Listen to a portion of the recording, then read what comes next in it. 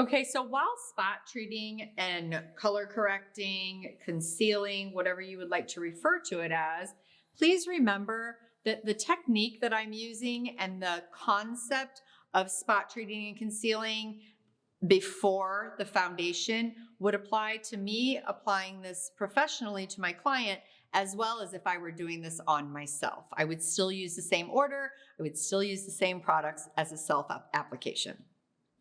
When getting ready to apply your foundation after you've mixed it inside the Airpod Pro, make sure you have maybe a tissue on hand so you can test the shade and see if it's coming out as you mixed it. Then we can move on to application.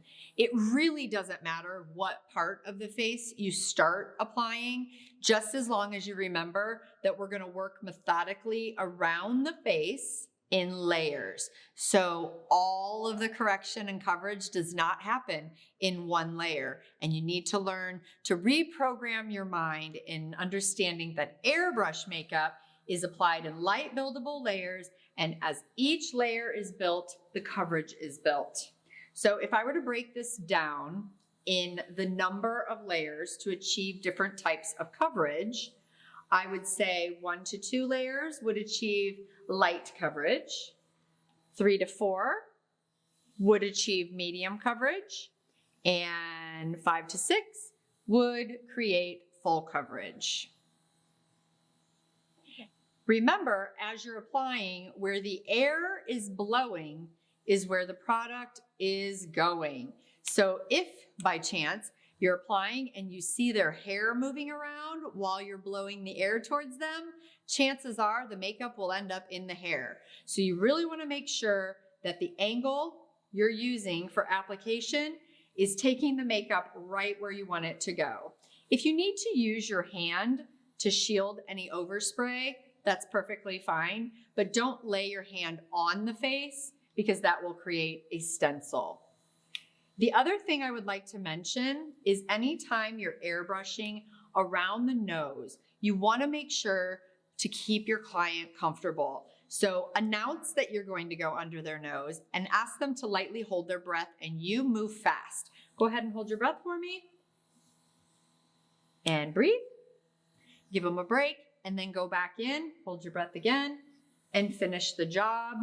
And you'll do this as many times as you need to, but it's really about making sure that your client is comfortable. Then we're going to go ahead and start the second trip around the face. And if you'll notice, my finger is just toggling back and forth on the soft touch control here, and I am not applying with my thumb. I'm using my forefinger gently rested on top of the lip of the soft touch control. This is going to help you keep a very light touch on the airbrush. I'm not gripping it with a heavy grip at all. This will also help in keeping your application even and lightweight layers. As you start to run out of product, you'll hear a difference in the way that the air sounds coming out of the airbrush. That's how you know it's time to refill. And remember the mixing ratio that you used. So I'm gonna go ahead and finish up by refilling just a little bit. On this application so far, I have used 10 drops of foundation. And I am going to add 6 more to my airbrush for a total of 16 drops. So not even close to filling up the mixing well at all.